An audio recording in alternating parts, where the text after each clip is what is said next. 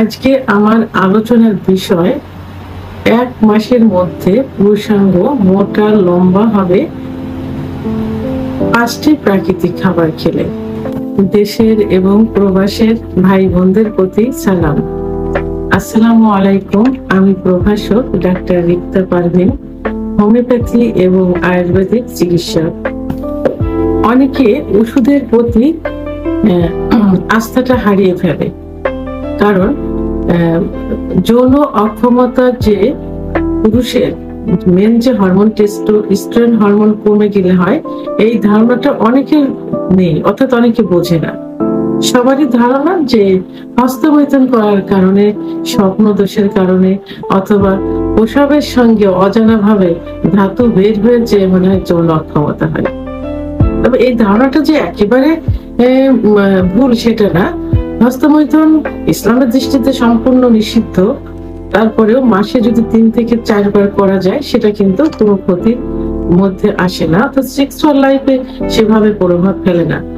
কিন্তু যখনই এটা নেশায় পরিণত হবে, অর্থাৎ অভ্যাসে পরিণত হবে, তখনই কিন্তু ক্ষতিকর। অর্থাৎ যে কোনো জিনিস অতিরিক্ত হয়ে গেলে সেটাই ক্ষতি। তো সেক্ষেত্রে দেখা যায় অতিরিক্ত হস্তমৈথুন, অতিরিক্ত বিছানায় ঘর্ষণ, অতিরিক্ত স্বপ্নদোষ, অতিরিক্ত যৌন মিলন ইত্যাদির কারণে কিন্তু যৌন অক্ষমতা আসে।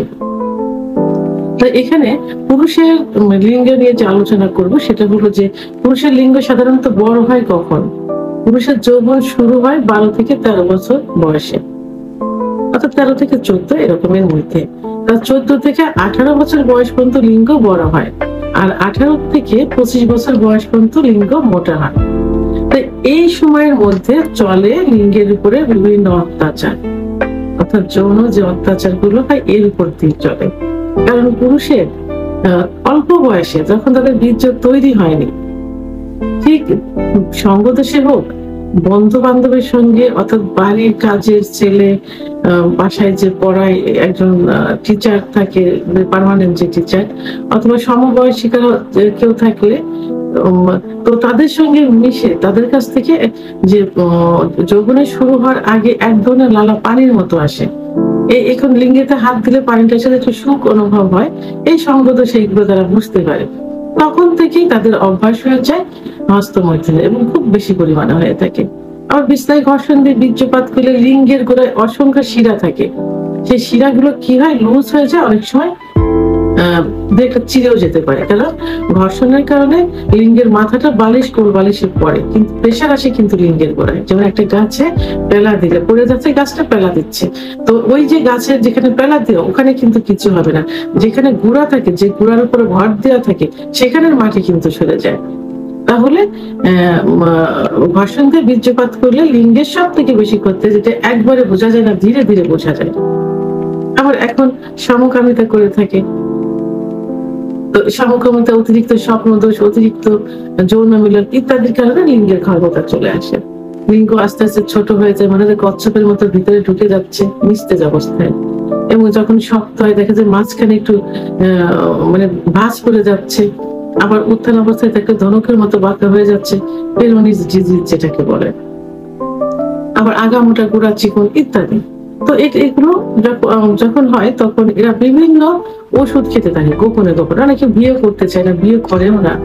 তো এই যে পথে ঘাটে পাশে বসে থাকা যে কবিরাজি কিমিদের কাছ থেকে তৈরি করা হালুয়া, বিভিন্ন অন টাইম ট্যাবলেট, ক্যাপসুল, বিকল্প ধারা বিভিন্ন চিকিৎসা নিয়ে এগুলো বেশি ক্ষতি হয়ে যায়।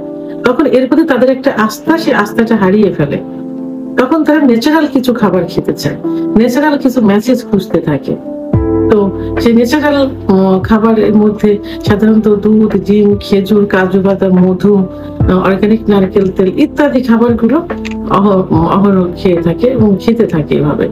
তো এগুলো শুক্রাণু তৈরির জন্য, অর্থাৎ বৃদ্ধির জন্য, শুক্রাণু গাঢ় করার জন্য, যৌন অক্ষমতা দূর করার জন্য ভালো ভূমিকা পালন করে থাকি। এগুলোর পাশাপাশি আমি আজকে ৪ থেকে ৫টি ন্যাচারাল কিছু খাবার বলবো, যে খাবারগুলো সেবন করলে লিঙ্গ খুব অল্প দিনের মধ্যে, ৩ সপ্তাহ ১ মাসের মধ্যে ডেভেলপ হয়ে যায়, অর্থাৎ মোটা হবে, লম্বা হবে, শক্ত হবে।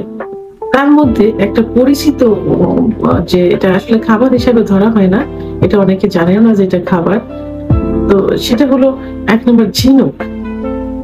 আমরা ঝিনুক দেখে থাকি যে পুকুরে আশেপাশে কিন্তু ঝিনুক অনেক হয়ে থাকে, আবার এখন ঝিনুকের চাষও কিন্তু করে থাকে। তো এই ঝিনুকে পর্যাপ্ত পরিমাণ জিঙ্ক থাকে। এই জিঙ্ক শুক্রাণু বৃদ্ধি করতে, ব্লাড সার্কুলেশন করতে এবং দ্রুত বীর্যপাত রোধ করতে এবং নতুন কোষ সৃষ্টি করতে সহযোগিতা করে থাকে। তো এই ঝিনুক এখন কিন্তু ভালো ভালো রেস্টুরেন্টে এবং ভালো ভালো জায়গায় ঝিনুক কিন্তু খাবার হিসেবে খেয়ে থাকে। আবার অনেকে কিন্তু দেখবেন যে কাঁচাও খেয়ে থাকে, একটু মশলা টসলা দিয়ে খেয়ে থাকে।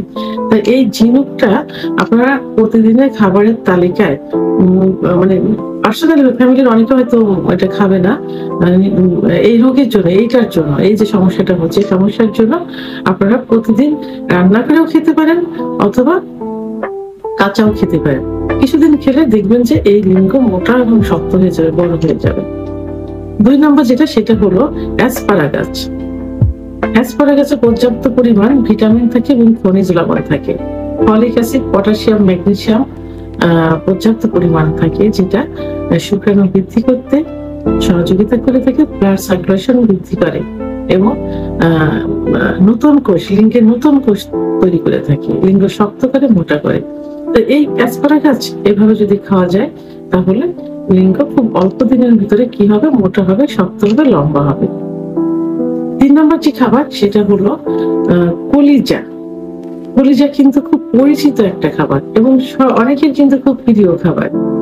যখন মাংস কিনতে যায় বাজারে, খাসির মাংস, গরুর মাংস, তখন মাংসের সঙ্গে কিন্তু সবাই একটু কলিজা নেয়।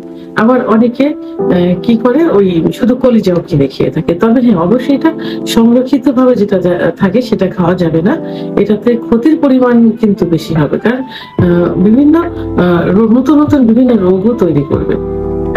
কলিজায় ভিটামিন এ থাকে পর্যাপ্ত পরিমাণে, অর্থাৎ কলিজাতে জিঙ্ক থাকে, আর এই কলিজাতে কিন্তু ব্লাডটা তৈরি হয় কিন্তু। তো এই কলিজা যদি এই খাবারের তালিকায় নিয়মিত একটু রাখা হয় তাহলে খুব দ্রুত শুক্রাণু বৃদ্ধি পেয়ে যাবে, যৌন ক্ষমতা বৃদ্ধি পেয়ে যাবে, দ্রুত বীর্যপাত রোধ করবে, উত্থানজনিত সমস্যার সমাধান করবে, অর্থাৎ ব্লাড সার্কুলেশনটা বেড়ে যাবে, নতুন কোষ তৈরি করবে। এই জন্য টাটকা, ওই সংরক্ষণ করে যেগুলো রেখেছে এগুলো না খেয়ে টাটকা কলিজা খেতে হবে। এটা খাসির, গরুর এই জাতীয় কলিজা সব থেকে বেশি উপকার আসবে। আরেকটি প্রধান খাবার, এই খাবারটা সম্পর্কে সবাই কিন্তু একটু কম বেশি ধারণা আছে এবং অনেকের প্রিয় খাবার। গ্রামে কিন্তু এই খাবারটা বেশি হয়ে থাকে, কারণ মাঠে চাষটা হয়ে থাকে বেশি। সেটা হলো মিষ্টি আলু। আমরা সাধারণত গোল আলু খাই, গোল গোল যে আলু, আরেকটা আলু আছে মিষ্টি লম্বা, যেটা লাল হয়ে থাকে, সাদা হয়ে থাকে। তো এই আলুতে পর্যাপ্ত পরিমাণে ভিটামিন এ থাকে। এই আলু অনেকে পুড়িয়েও খেয়ে থাকে, আবার অনেকে সেদ্ধ করে খেয়ে থাকে। যেভাবে খেয়ে থাকে না কেন, সিজনালি সময় যদি এই আলুটা খাওয়া যায়, একটু নিয়মিত খাওয়া যায়, তাহলে কি হবে, লিঙ্গের ব্লাড সার্কুলেশনটা বৃদ্ধি পাবে, নতুন কোষ তৈরি হবে, লিঙ্গ শক্ত হবে এবং মোটা হবে। 5 নম্বর সর্বশেষ যে খাবারটি বলবো এটা হলো জয়ফল। জয়ফল কিন্তু খুব ভালো একটা খাবার। এখন অনেক যে লিঙ্গের মেসেজের জন্য ওয়েল এবং অনেক ওয়েলমেন্ট বের হয়েছে, যেটা তৈরির একটা প্রধান উপাদান কিন্তু জয়ফল। এই জয়ফলটা যদি নিয়মিত খাওয়া যায় কিছুদিন, তাহলে কিন্তু লিঙ্গে ব্লাড সার্কুলেশনটা বেড়ে যাবে, লিঙ্গে কোষ, নতুন নতুন কোষ তৈরি হবে এবং লিঙ্গ মোটা ও শক্ত হবে। অর্থাৎ এই জয়ফলটা অ্যান্টি অক্সিডেন্টের কাজ করে থাকে। তো আমি যে 5টি খাবারের কথা বললাম, ন্যাচারাল যে খাবারের কথা বললাম, এই খাবারগুলো যদি নিয়মিত একটু খাওয়া যায় তাহলে দেখবেন 3 সপ্তাহ থেকে 1 মাসের মধ্যে লিঙ্গের অনেক পরিবর্তন চলে আসছে। অর্থাৎ লিঙ্গ যদি আগে ভালো ছিল, এখন সেগুলো ক্ষতি হয়ে গেছে, ছোট হয়ে গেছে, চিকন হয়ে গেছে, খর্বতা চলে আসছে। কিন্তু যদি ভালো ছিল, আরো ভালো করতে চান, সেক্ষেত্রে কিন্তু সেটা ডেভেলপ হবে না। অর্থাৎ ক্ষতিগ্রস্ত হয়ে গেছে, সেক্ষেত্রে এটা ডেভেলপ হবে।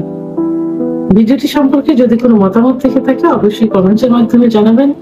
আর ভিডিওটি ভালো লাগলে লাইক, কমেন্ট, সাবস্ক্রাইব করে আমার সঙ্গে থাকুন। আল্লাহ হাফেজ।